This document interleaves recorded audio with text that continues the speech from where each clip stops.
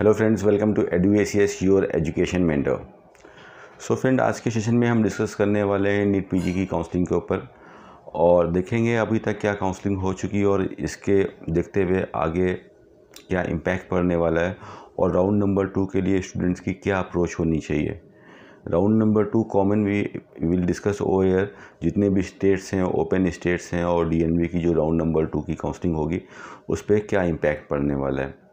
इस बार की काउंसलिंग अगर आप देखते हो लॉकडाउन की वजह से काफ़ी ज़्यादा चेंजेस आए हैं। काउंसलिंग अथॉरिटीज़ के लिए भी काफ़ी चैलेंज हुआ है सीट्स को लेके, आगे वेकेंट सीट्स को निकालना और आगे फर्दर काउंसलिंग कराना, बिकॉज फिज़िकली स्टूडेंट इधर से कॉलेज नहीं जा पा रहे हैं, अपने डॉक्यूमेंट सबमिट नहीं कर पा रहे हैं।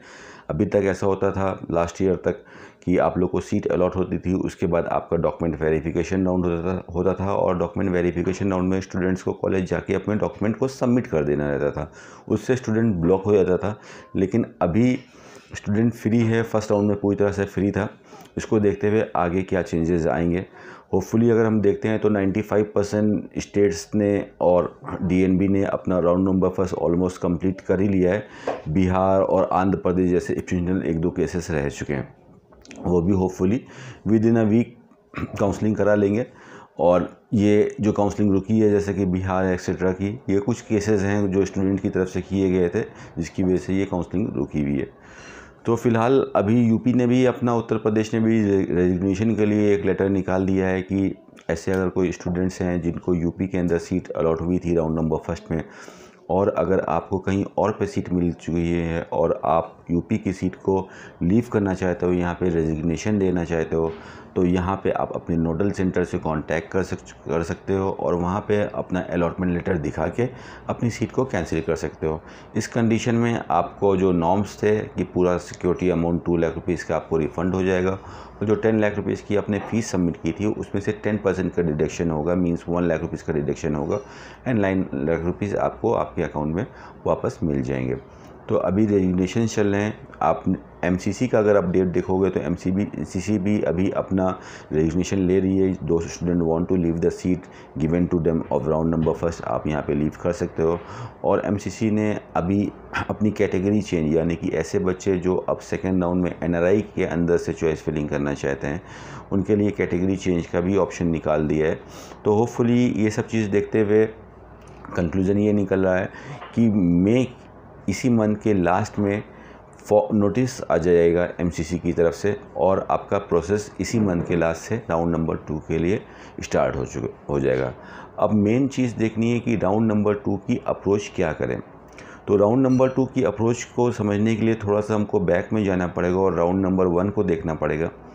राउंड नंबर फर्स्ट में सभी बच्चों ने कहीं ना कहीं पे रजिस्ट्रेशन करा के रखा है। आपने अपने स्टेट में करा के रखा होगा, किसी ओपन स्टेट में भी हो सकता हो आपने करा के रखा हो और DNB में करा के रखा है।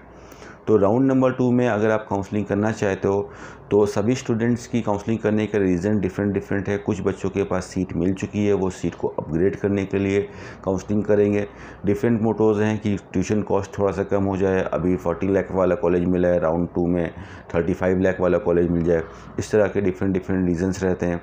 या अभी इस लेवल का कॉलेज मिला है, थोड़ा सा कॉलेज अपग्रेड हो जाए, डीम्ड यूनिवर्सिटी में सीट मिली है, अब मुझे कर्नाटका में मिली है तो मुझे महाराष्ट्र में मिल जाए। तो इस तरह से आप ट्राई करोगे। लेकिन राउंड नंबर 2 में फर्स्ट ऑफ ऑल आपको ये देखना है कि राउंड नंबर फर्स्ट में मैंने जहाँ पे रजिस्ट्रेशन कराया था, क्या इसी काउंसलिंग को लेके हमको आगे कंटिन्यू करना है, क्या हमको यहीं पे सीट मिल जाएगी कि और कहीं पे हमको फ्रेश रजिस्ट्रेशन करना है। ये मोस्ट इम्पॉर्टेंट चीज़ होती है राउंड नंबर 2 पे जाने के लिए। हम एक बच्चे ने हो सकता हो 2 जगह पे रजिस्ट्रेशन कराया हो या 3 जगह पे रजिस्ट्रेशन कराया है, तो पहले आप ये चीज़ का एनालिसिस करो कि राउंड नंबर 2 पे इस काउंसलिंग में ही क्या मुझे सीट मिल जाएगी। अगर आप अपग्रेड में जा रहे हो, सेम काउंसलिंग कर रहे हो, तब तो उस केस में ये फॉर्मूला नहीं लगता है। लेकिन स्पेशली ऐसे स्टूडेंट जिनको अभी सीट नहीं मिल पाई है ड्यू टू एनी रीज़न, तो आपको ये देखना है कि सेम काउंसलिंग के लिए हम प्रोसीड करें या अदर जगह पे प्रोसीड करें। कहाँ पे हम रजिस्ट्रेशन कर सकते हैं, एक क्वेश्चन यहाँ पे निकल के आता है कि राउंड नंबर 2 पे। तो MCC की जो काउंसलिंग हो रही है ऑल इंडिया कोटा की और डीम्ड यूनिवर्सिटी की, इसमें आप राउंड नंबर 2 पे फ्रेश रजिस्ट्रेशन कर सकते हो अगर आपने राउंड नंबर 1 में नहीं किया था। अगर आपने राउंड नंबर 1 में सिर्फ गवर्नमेंट मेडिकल कॉलेज के लिए रजिस्ट्रेशन किया था और राउंड नंबर 2 में आप डीम को भी ऐड करना चाहते हो, तो आप आपको पोर्टल के ऊपर एक ऑप्शन दिखाई देगा रीसेट रजिस्ट्रेशन। वहाँ पे आप जाके अपना फर्स्ट राउंड का रजिस्ट्रेशन को रीसेट कर लोगे और सेकेंड राउंड के लिए आप डीम में अप्लाई कर सकते हो। दोनों चीज़ एक्सेप्टेबल है। काफ़ी ओपन स्टेट्स रहेंगे। उत्तराखंड राउंड नंबर 2 में दोबारा से फॉर्म निकालेगा, हरियाणा दोबारा से फॉर्म निकालेगा, राजस्थान दोबारा से फॉर्म निकालेगा, हिमाचल प्रदेश फॉर्म निकाल सकता है, उत्तर प्रदेश डेफिनेटली फॉर्म निकालेगा। तो ये सब भी चीज़ें हमको देखनी है। वेस्ट बंगाल भी एप्लीकेशन फॉर्म सेकेंड राउंड में निकालता है। तेलंगाना के पास भी काफ़ी ज़्यादा सीट लेके आया और तेलंगाना काफ़ी अच्छी काउंसलिंग होने वाली है। एक कॉमन सी चीज़ अगर हम नोटिस करेंगे, अभी पौंडीचेरी का रिज़ल्ट आया, हमने देखा कि एनेस्थीसिया 23,000 तक पौंडीचेरी में ख़त्म हो गया, just because number of college in that counselling was very low. 1 से 2 कॉलेज, हिमाचल प्रदेश 1 कॉलेज, हरियाणा की बात करते हो तो 1 कॉलेज के साथ ओपन स्टेट में आया, उत्तराखंड में देखते हो तो 2 कॉलेज के साथ ओपन में आया। लेकिन आपने देखा होगा कि यूपी में 70,000, 75,000, 80,000 वाले बच्चों को क्लिनिकल सब्जेक्ट मिले, just because number of seats was very more. यहाँ पे 21 कॉलेज ने पार्टिसिपेट किया था। ऐसे ही तेलंगाना 12 कॉलेज के साथ पार्टिसिपेट कर रहा है, तो सीट्स का यहाँ पे काफ़ी ज़्यादा डेंस है।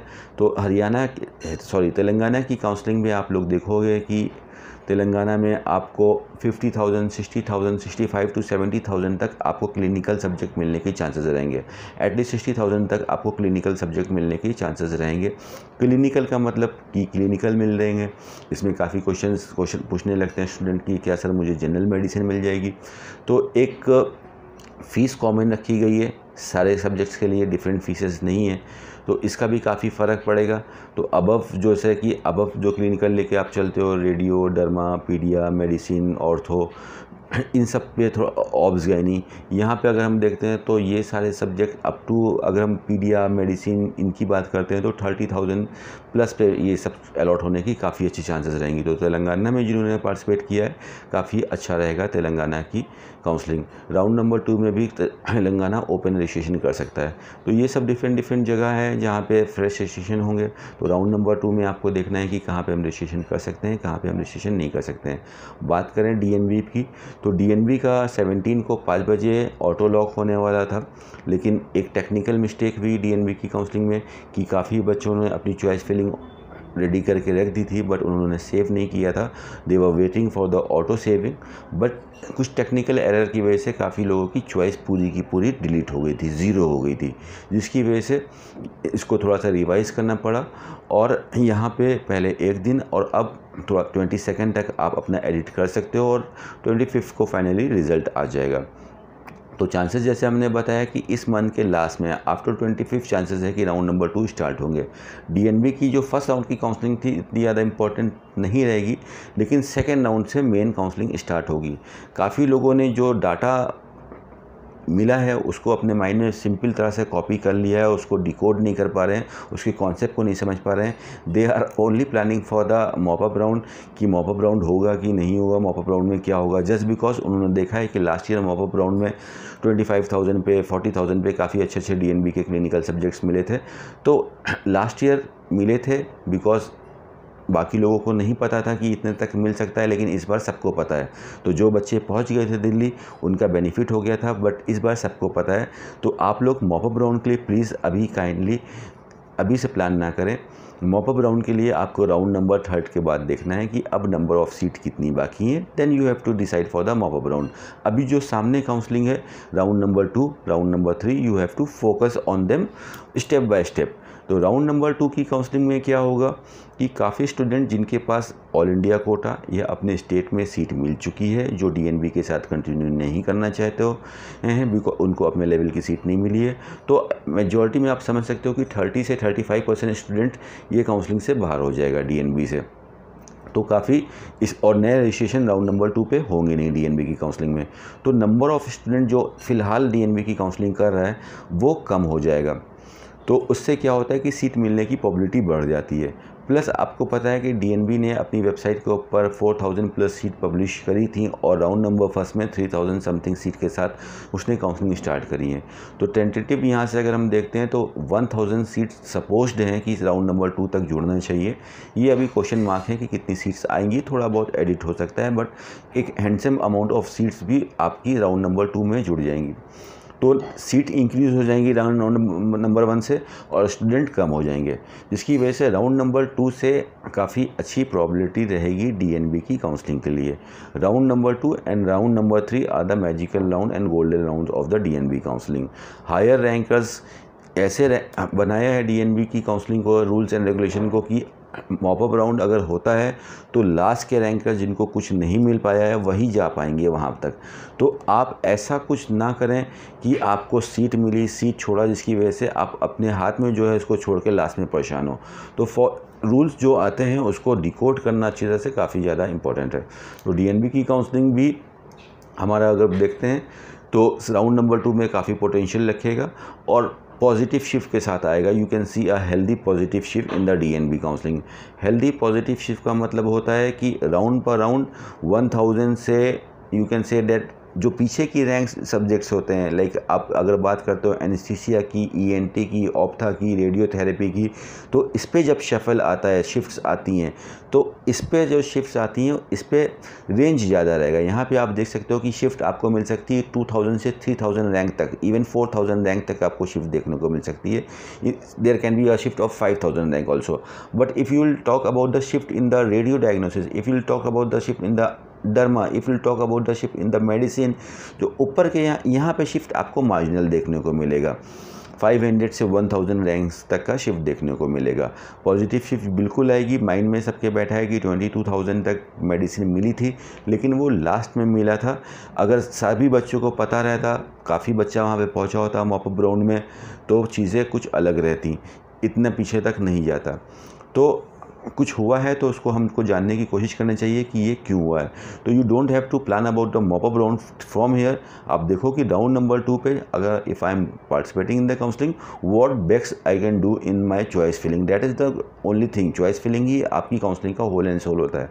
तो इस हिसाब से अपनी चॉइस को आपको डिज़ाइन करना है।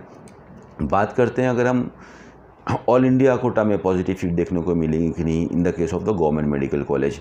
जब ऑल इंडिया कोटा का राउंड नंबर फर्स्ट हुआ था, पहला काउंसलिंग हुई थी, उसके पहले कोई और काउंसलिंग नहीं हुई थी। जो टॉप रैंकर्स है 1000 वाला, 2000 वाला, 3000, 4000, 5000, 10,000 वाले बच्चों ने ऑल इंडिया कोटा की काउंसलिंग करी, यहाँ पे सीट ली। उसके बाद यही 1000, 3000, 4000, 5000 एंड सो ऑन वाले बच्चे, टेक एग्जाम्पल अप टू 15,000 वाले बैच वालों ने फिर अपने स्टेट की काउंसलिंग करी और इनमें से 80% लोगों को सीट मिली अपने स्टेट के अंदर। तो अब इसमें से 1% ऑफ स्टूडेंट ऐसा रहेगा जो अपनी स्टेट की सीट के साथ कंटिन्यू करेगा, यानी कि रिटेंशन, काफ़ी ज़्यादा रेजिग्नेशन देखने को मिलेंगे और कुछ marginal, a very marginal number of seat also can be added in the round number 2। तो राउंड नंबर 2 के अंदर बिल्कुल पॉजिटिव सीट देखने को मिलेगा। बट जब हम पॉजिटिव नाम सुनते हैं तो बहुत ज़्यादा एक्साइटेड हो जाते हैं, बट यहाँ पे एक्साइटेड नहीं, बैलेंस एक्साइटमेंट देखना है कि कितनी रैंक की शफलिंग आएगी। क्या हमको एनेस्थीसिया की बात करते हैं तो क्या 18,000 रैंक तक एनेस्थीसिया चले जाएगा? No. Anaesthesia can travel up to 15,500, 15,700, max to max 16,000। तो जो ऑल इंडिया रैंक के अंदर जो शफलिंग देखने को मिल सकती है वो टॉप रैंक्स पे अगर हम बात करते हैं तो 200 से 300, 400 मैक्स टू मैक्स तक आपको देखने को मिल सकती है। इतनी पॉजिटिव फिगर देखने को मिलेगी। इसी तरह से स्टेट के अंदर रहेगा। अब यूपी की बात करते हो आप, उत्तर प्रदेश की बात करते हो और प्राइवेट मेडिकल कॉलेज की बात करते हो, तो राउंड नंबर 2 में यहाँ पे आपको नेगेटिव शिफ्ट देखने को मिलेंगे, just because maximum number of seats यहाँ पे ऑक्यूपाई हो चुके हैं। जिन बच्चों ने उत्तर प्रदेश में सीट मिली उसके बाद उनको कहीं और पर सीट मिल रही है, हिमाचल प्रदेश में सीट मिल रही है फॉर एग्ज़ाम्पल, उनको राजस्थान में सीट मिल रही है फॉर एग्ज़ाम्पल, उनको हरियाणा में सीट मिल रही है, तो वो कंपेयर कर रहे हैं, वो देख रहे हैं कि यार हरियाणा, राजस्थान, हिमाचल प्रदेश, यहाँ पे एक एग्जांपल ले रहे हैं यहाँ पे कि इनकी एजुकेशन कॉस्ट ज़्यादा है, यहाँ पे एजुकेशन कॉस्ट कम है, जिसकी वजह से उन्होंने रिटेन करी कौन सी सीट, उत्तर प्रदेश की। तो यहाँ पे आपको नेगेटिव शिफ्ट देखने को चांसेस हैं।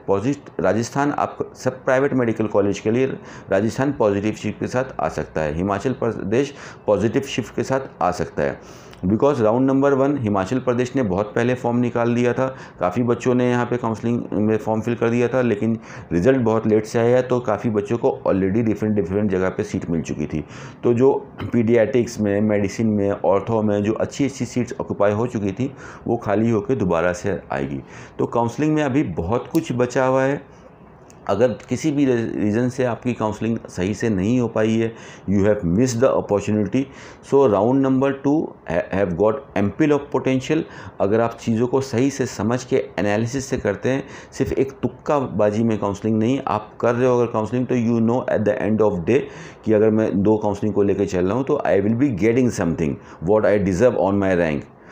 ये काउंसलिंग का बिल्कुल क्लियर फॉर्मूला है, मेरिट बेस्ड काउंसलिंग होती है। अगर आपकी रैंक अच्छी है तो कोई इशू नहीं, आप जो सब्जेक्ट चाहो वो ले सकते हो। लेकिन प्रॉब्लम तब आती है जब हमारी रैंक ज़्यादा है, अच्छा सब्जेक्ट चाहिए, and we can't invest tuition fees also, तो उस कंडीशन में थोड़ा सा ट्रिकी हो जाती है काउंसलिंग। तो यहाँ पे राउंड नंबर 1 का जो मेजर पोटेंशियल था वो निकल गया। अब राउंड नंबर 2 को समझदारी से करना है। अपग्रेड में जा रहे हैं तो अपग्रेड को भी आप देखो कहाँ तक हम अपग्रेड कर रहे हैं। और राउंड नंबर 2 में अगर डीएनबी की बात करते हैं, काफ़ी सीट खाली करके, अगर हम डीम की बात करते हैं तो डीम काफ़ी सीट अपनी एम्प्टी करके आ रहा है, काफ़ी वैकेंट सीट देखने को मिलेगी। 23 तक आई थिंक, 23 तक आपका डीम का रेजिग्नेशन चल रहा है। तो after 23 student will came to know, और ये रेजिग्नेशन आपका 25 तक जाएगा, मोस्ट प्रॉब्ली 26 तक भी जा सकता है, बिकॉज अभी कुछ बच्चों को डीएनबी में भी रिज्यूम करेंगे, तो वहाँ से भी डाटा निकालना बाकी है कि डीएनबी में कितने बच्चे गए। तो डीएनबी का रिज़ल्ट 25 को अनाउंस हो चुका है, तो होपफुली थोड़ा सा रेजिग्नेशन ये और बढ़ सकता है एमसीसी का। तो उसके बाद काफ़ी वैकेंट सीट्स आपको देखने को मिलेंगी, तो इधर भी पॉजिटिव शिफ्ट आपको देखने को मिलेगा। तो इस तरह से काउंसलिंग होने वाली है। अब आप इसकी बात करते हो महाराष्ट्र का रिज़ल्ट में, जिन बच्चों को बाहर दूसरी जगह पे सीट मिली, तो काफ़ी ऐसे बच्चे हैं जो महाराष्ट्र के थे उनको दूसरी जगह पे सीट मिल गई है, लाइक कर्नाटका में सीट मिल गई है, यूपी में सीट मिल गई है। तो जो आई कोटा वाली सीट्स थी, इंस्टीट्यूशनल कोटा वाली सीट्स थी, उसमें फर्दर राउंड में आपको पॉजिटिव शिफ्ट बिल्कुल भी देखने को मिलेंगे, डेफिनेटली देखने को मिलेंगे। बट अगर हम स्टेट कोटा की बात करते हैं तो स्टेट कोटा में आपको ज़्यादा पॉजिटिव शिफ्ट देखने को नहीं मिलेंगे। रीज़न बिहाइंड दैट क्यों ऐसा मैं बोल रहा हूँ, बिकॉज स्टेट कोटा की आप फीसेस देखो, कॉलेज देखो, तो महाराष्ट्र से कम अगर महाराष्ट्र का बच्चा कहीं और बाहर जाके निकल रहा है तो उसको ट्यूशन फीस ज़्यादा ही पड़ेगी, इसलिए वो स्टेट कोटा वाली सीटों को रिटेन करेंगे और आई कोटा वाली सीट्स यानी कि इंस्टीट्यूशनल वाली कोटा वाली सीट्स को बच्चे छोड़ेंगे, जिसकी वजह से यहाँ पे पॉजिटिव सीट देखने को मिलेंगे। तो इस तरह से हमको अपनी काउंसलिंग डिज़ाइन करनी है। फ़िलहाल अभी आपका आई थिंक सिर्फ अभी तेलंगाना का लास्ट डेट है, तो अब तेलंगाना के ऊपर फोकस करना है। और फिर राउंड नंबर 2 के लिए अब थोड़ा सा रिलैक्स आइए, don't get, bar bar question आता है, क्यूरियोसिटी होती है माइंड के अंदर कि व्हाट विल हैपन नेक्स्ट, ये कब काउंसलिंग स्टार्ट होगी, क्या मुझे सीट मिल पाएगी कि नहीं मिल पाएगी। तो राउंड नंबर 2 का सबसे पहले आपको देखना है कि वैकेंट सीट कहीं पर भी पार्टिसिपेट कर रहे हो, what is the vacant seat for the round number 2। उसके बाद आप रजिस्ट्रेशन के लिए प्लान आउट करो। आप डीम की काउंसलिंग करने जा रहे हो, you have to see that what is the vacant seats over there, उस हिसाब से आप प्लान करो। You are going for any state counselling जहाँ पे आप रजिस्ट्रेशन कराने जा रहे हो फ्रेश, तो आप देखो कि क्या वैकेंट सीट है, उसके हिसाब से you have to plan the things accordingly. और लॉकडाउन तो की अभी कंडीशन ये है कि धीमे धीमे अब लॉकडाउन खुलने लगा है, we are in the office also, तो आपने भी देखा तो लाइक 30% लॉकडाउन मूव हो चुका है। तो इस हिसाब से अगर हम देखते हैं तो नेक्स्ट मंथ तक के बाद जून के फर्स्ट वीक में अगर आप देखते हो तो मोस्ट प्रॉब्ली स्टूडेंट्स कॉलेज जाना शुरू कर देंगे, ट्रेनें भी चलना स्टार्ट हो चुकी हैं, तो स्टूडेंट्स कॉलेज जाना स्टार्ट कर देंगे। और उसके बाद फिर यहाँ पे जो डॉक्यूमेंटेशन वाला पार्ट है वो आपका हो जाएगा। तो आपकी काउंसलिंग जून के बाद से, you can say that after the first week of June एक स्मूथ काउंसलिंग अपने चलने लगेगी, और उसके बाद ये सब टाइप की प्रॉब्लम नहीं आएगी। तो all the very best friend for the remaining counselling for the round number 2, और इस हिसाब से आप चीज़ों को लेके चलें। अगर कोई बच्चे को अपनी कैटेगरी चेंज करके काउंसलिंग करनी है डीम के अंदर, तो कैटेगरी चेंज का ऑप्शन आज से स्टार्ट हो चुका है, आप अपनी कैटेगरी भी चेंज कर सकते हो। You have to submit the documents of the NRI, you have to submit the document for the sponsorship के लिए आपको करना है, रिलेशनशिप डॉक्यूमेंट्स करना है, एम्बेसी लेटर, और अपना स्कोर कार्ड आप मेल कर सकते हो, और एमसीसी को और अपनी कैटेगरी को चेंज कर सकते हो। तो ये थे कुछ latest update NEET PG counselling के लिए, और कुछ छोटी सी स्ट्रैटेजी है आपकी कि आप किस तरह से नीट पीजी की राउंड नंबर 2 को अप्रोच करो। So all the very best for the remaining counselling friends. Thank you so much for watching EduACS friends. Thank you so much.